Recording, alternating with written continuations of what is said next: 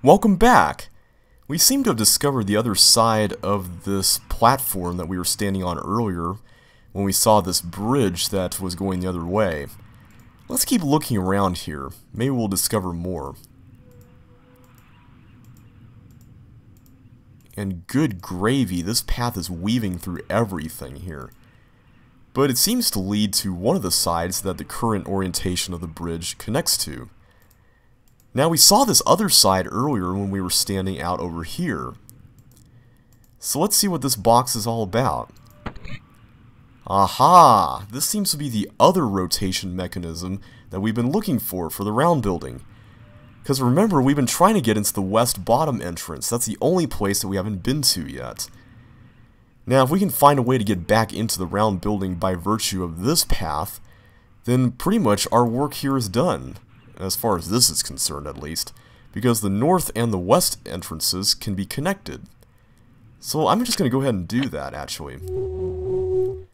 Now keep in mind that the south exit is up here now, because remember, that's a brick building is represented here.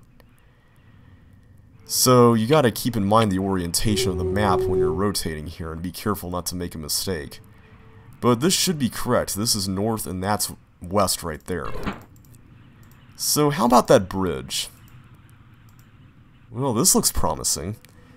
This kind of looks like the switch we used earlier in the pump control room to start the water. And this symbol up here kind of looks like the thing that wasn't working in the simulation room. There we go. So let's go back to the simulation room and see if anything changed.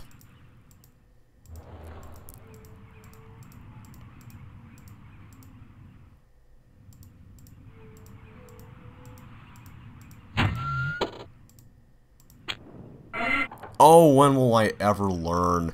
That's right, it's red first and then green. Well, at least we know it controls the bridge. That's good news. But now that we know we can get back into the round building, that actually presents another implication for us. We're essentially making one humongous loop around RHEM. And if that's the case, I'm going to go check that elevator again. Remember, we couldn't access the elevator from the other side on top earlier. But we've been everywhere we can go with this thing. Well, almost at least, except that one area. So if we can somehow turn that elevator around, we'll be in business. Well, this certainly looks like what we need. And since we're going to be going into the round building anyway, and can gain access to the first part of RHEM, I might as well just go ahead and do this now. Especially considering the fact that there is no rotation button or even a call button on this other side that we could access on the path to the square building. So I'm just going to go ahead and take care of that now. I know that that's yet another thing that a first-timer wouldn't know unless they turned around and just explored the elevator at random, but I figured it would save much more time walking around, and it would make the LP much less boring. Because, to be honest, you guys have had to put up with a lot of walking as is. And there's going to be another part toward the end of the game that's going to involve a whole lot more walking, so just brace yourselves. Walking is coming. So let's walk across this bridge. And it seems like we changed CDs there. Ah, familiar territory. We haven't been here in a long time. And now when we open the door from this end, we can see that the path has been changed. There's no ladder in front of us now. We're on the lone top entrance side. So now we're on the west side, and we've already been here earlier. That's the path that leads to the T-fork and the pumping station. But this is our concern. We need to go down here. Man, it looks like we changed CDs yet again. So where does this go? It seems like it goes under some of the things that we saw earlier, like the T-fork and the staircase. And there seems to be a pipe or something running along the ground. Wow, this place is massive. What is all this stuff? Gotta admit, the wooden walkway here looks familiar, doesn't it? Yeah, This is that area we saw earlier with the broken bridge, remember, from the pump control area? So it looks like we discovered the other side. Now that was the spot where we turned on that antenna, and it looks like this place is home to many more of them. I mean, look at all this. So you know what, I'm just going to go ahead and turn them all on.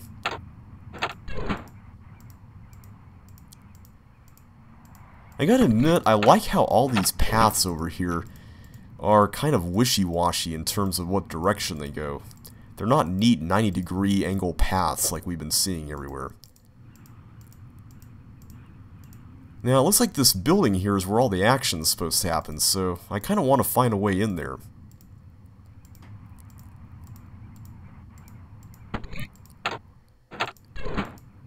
I hope all the navigating around with the forward and then turning, clicking like that hasn't been too hard to follow.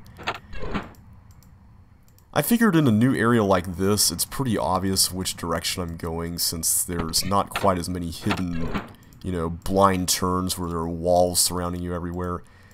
But thankfully in the other games, there's not near the amount of walking that there is here in this one. I mean, there is a lot of walking, but there's a lot more to do along the way, which is pretty nice. And there's not quite as much of that annoying, oh, you have to go to the other side and, you know, find the exact same thing but from a different viewpoint sort of puzzle. So I think that's a much needed improvement from this game. I gotta admit, I have enjoyed this game a lot. It's a lot of fun, I think, and I had a good time figuring out all the puzzles, but the excessive walking around is kind of what killed the enjoyment at some points.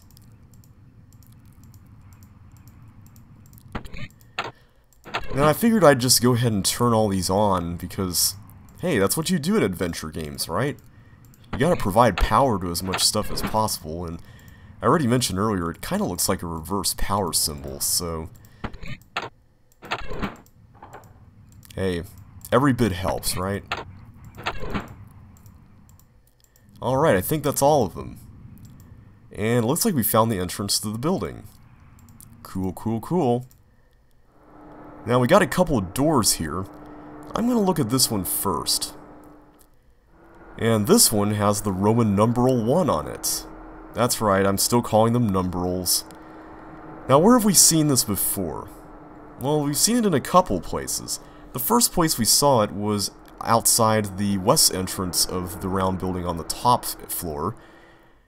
And it was on a control panel that had a slider we pulled down. And that slider revealed 3 different combinations of 2 wedges as part of a 5-piece pie. And then we saw a building after that, where we were able to assign various numbers to all 10 combinations of 2 wedges. And here on this door, we can input numbers. Presumably this is to open it. Now 111 is not the combination, so what is it exactly? Well, here's the tricky thing, and this really tripped me up when I played the game for the first time. Basically, when we were using that machine earlier that was on the control panel with the slider, we were given a random combination of wedges. Now, I was firmly convinced when I first played the game that there was some sort of pattern at work, but that wasn't actually the case. Essentially, what we were doing was that we were setting a random combination for this door every time we pulled the slider. And the information we gleaned in the other building was what we needed to decode what each wedge represented. So I'm going to go ahead and input the code that corresponds with the last time that I pulled that slider, and that is 749.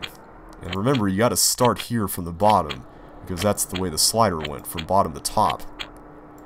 Now the reason why I showed you all the wedges and didn't say, oh, that's the one I got from the slider, was because I wanted you guys to see all of them since this is random. And if you're trying to find a solution to this, then I figured you guys might want to see all 10 wedges. Well, over here it seems like we found the way to get to that little panel here, and that seems to be where we would get the letter fragment.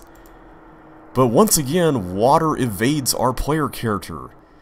I don't know why it's so hard to get across what looks to be very shallow water here. I mean, look at that. I mean, seriously, we could just hop from here to there and tiptoe, and then climb onto the railing, and then just kind of lean over and maybe grab onto one of the arms of that cabinet. I mean, come on, seriously? But I guess our player character can't do even that. But it looks like this walkway that we were standing on to get over here is on some kind of railing. So if we can slide it over, that might help. Alright, let's push it over. Or maybe the game won't let us. Oh well. Let's see what's behind this door.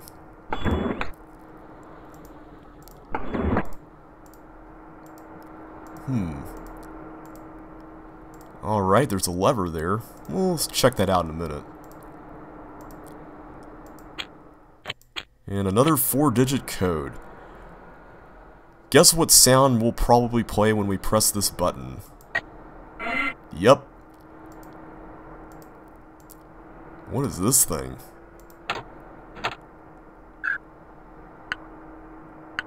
Seems to be some sort of Doppler radar.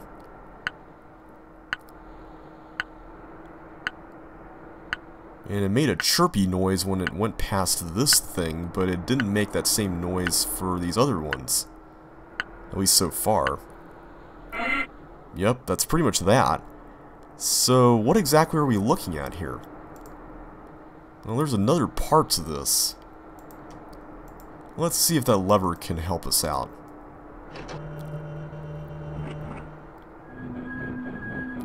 Well, maybe it wasn't so much of a chirp as it was a whistle. Okay, that's better. Now we've overlaid this thing on top. So what exactly are we looking at here? Well, this should look familiar to you guys, because we actually saw this same shape on that printout that we got from the upper floor of the 4-way tower by virtue of entering the combination that we saw around on those control panels all over the first part of RHEM. Whew, that was a long sentence. So, what we're looking at here basically is a map of this radio complex, as it's called in some walkthroughs and whatnot. And if you've been keeping counts, then you know that all these dots represent the different antennas that we've been turning on. There are 13 all in all. There was the one that we turned on by the pump station that was all by itself, and then there were the 12 that we turned on when we just got in here. Well, that's cool. But what are we supposed to do with all this?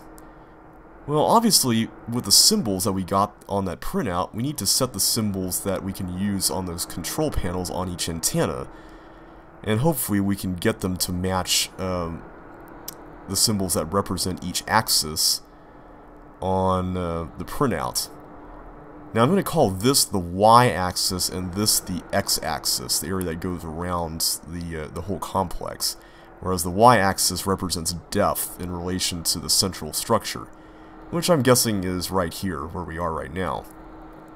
So, how do we know, rather, what antenna is located where? Well, there are two ways we can figure this out. We could go and just turn them all off and on one at a time and see what dot appears here on the screen. But that would take too long and that would be really boring to watch, so I'm going to try to approach this logically. Remember on that printout we had a diagram on here that showed some sort of path, and it was just very partial. But essentially what that was supposed to be was a partial guide to help us determine where a few of the antennas were, so then that way we could just go around clockwise. Well, as it turns out, that path was down here, and it was actually supposed to resemble the entrance path to this whole area. Now, it kind of went like this, and then it turned right here, and the part that was drawn stopped in this part for this path, but presumably that would be the path that would continue on toward the broken bridge that would ultimately lead to the lone antenna. So we can pretty safely determine that the lone antenna is probably this one. Because A, it's at the end of that path, and B, it's way out here on the y-axis. Now, there was another path that was drawn, well, two other ones rather, one that kind of went straight up here and then just abruptly ended, but it would presumably continue. And then there was another one that went here to the left and then curved up here. Now, we have taken this path to the left, and we know this path because this is what led to the very first antennas that we turn on. We turned on this one, where the curve of the path was, and then we turned on this one right here.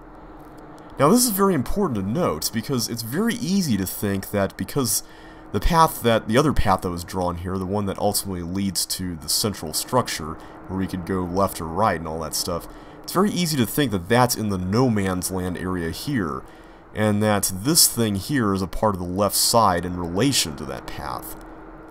But as it actually turns out, this thing over here is the last antenna on the right side.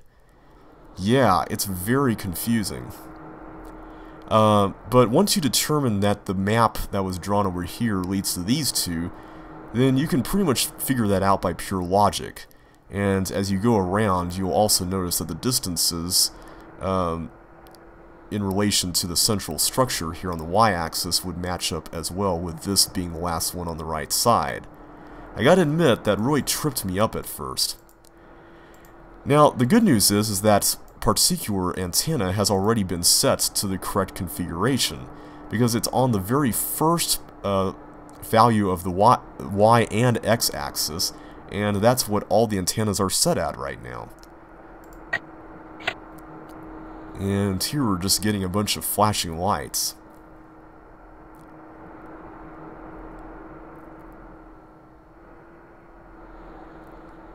Alright, this has been pretty interesting to watch. Now, if you were paying really close attention to the map and to which lights did not have a yellow thing blinking, then you'd know that the ones that did not have a yellow light are the positions of the x-axis that don't have an antenna. So let's go over here to the starting area and we'll start from there. Alright. Let's set this one. Now, this one is the second one on the x-axis, and it's located in the very fourth position for y. And then we go up to this one, which is in the third position of the x-axis. And again, this really confused me because it seems to be to the right of this, but in actuality it really isn't. And it's on the second y position. Now actually, while I'm out here, I'm going to go ahead and set the lone antenna too. So let's take a break from this area and go back to the upper west entrance so we can get to the pump station area.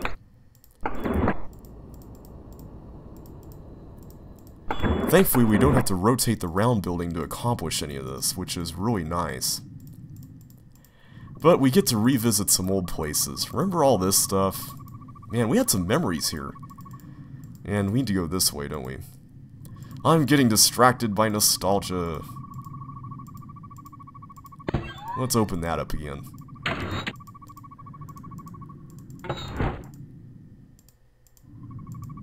Whoops. Sometimes I misclick when it comes to those forward and directional turn things. And then I end up wasting a click as a result. Let's go under the door complex. And over here, this looks like the place. Alright, now this is located on the very last position of the x-axis.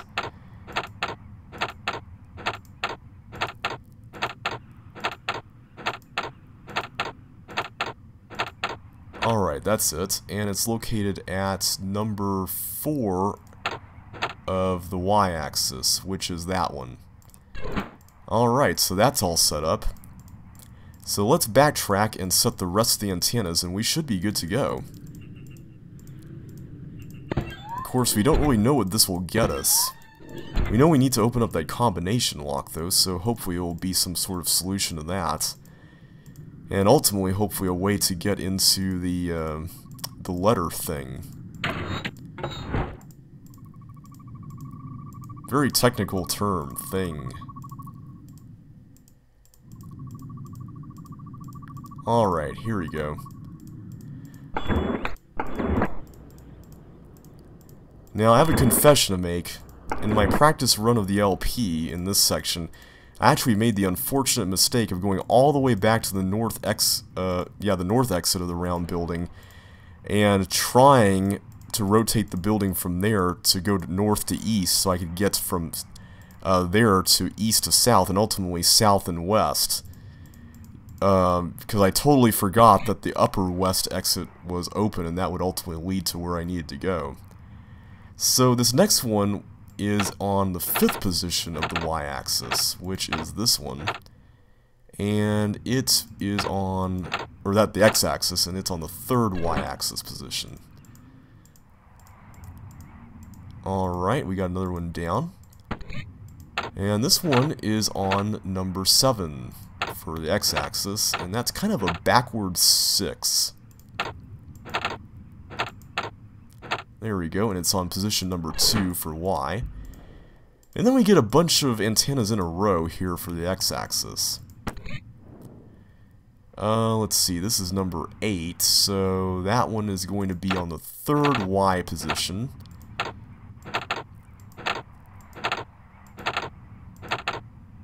And ultimately, that. And number 9, which is, interestingly enough, at the halfway point for the Doppler radar map.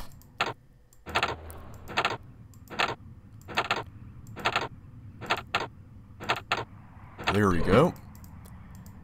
So number 10 should be a little closer to the building, and it sort of looks like it. It's kind of hard to tell perspective from here, though. But let's just keep going clockwise and working our way around.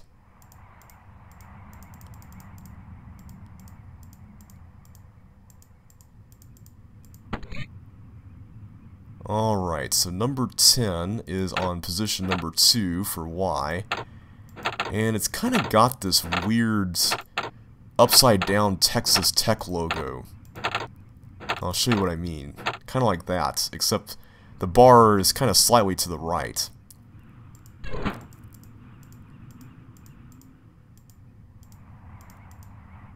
Okay, then we skip 11 in the x-axis, and then we go to 12, which is this one.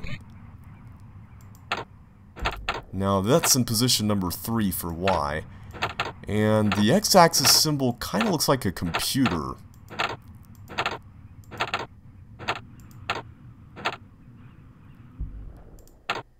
There we go. Yeah, doesn't that kind of look like a computer?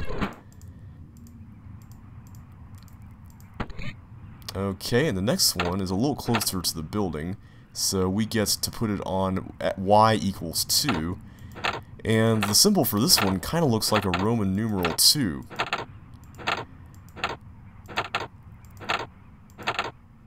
There we go. And I actually finally got that right. I didn't say numeral. I still like saying numeral, though. Alright, now we technically just got 2 more to set. This one and the one over there. Now this one is already set correctly for Y, since Y equals 1 for this one. But the symbol for this one is kind of a Roman numeral 2 with the bars slid out to the left a little bit. There we go. And then we get this guy. And this guy is also on y equals 1. And the symbol for it is kind of an upside down version of the very first symbol that looked like a double A.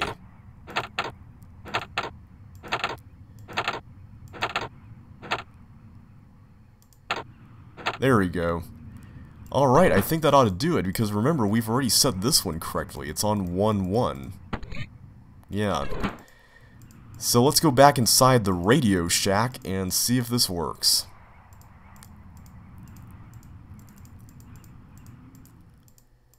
Is Radio Shack a good name for this place? I don't know. Now, in order to actually use that console, we need to slide the other portion out of the way that we had slid it onto it for the overlay. So let me go ahead and do that now.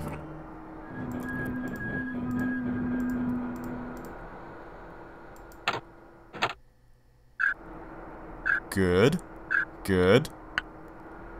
Awesome. Sweet. We're doing good so far.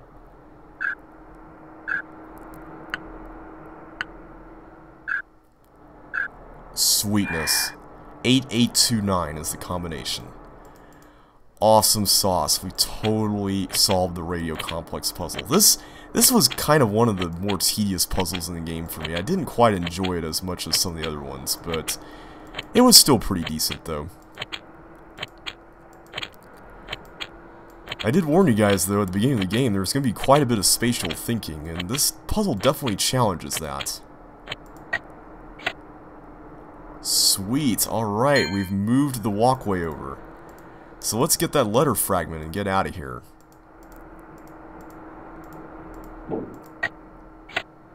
And we gotta watch this again for some reason. I don't really know why the game makes you sit through this. Oh wait, I guess you could just touch the door. I didn't know you could do that. That's pretty cool. Okay, so you don't actually need to watch that. Now I gotta wonder, is this letter like in a case, or is that actually the writing that we're seeing on there? I've been wondering about that. Because if Kalis really wanted to protect the letter, maybe he put it inside some sort of casing, and then maybe the machine that we put it into ultimately is what decodes it or strips the casing apart or something. Yeah, we need to slide that back so we can actually get out of here.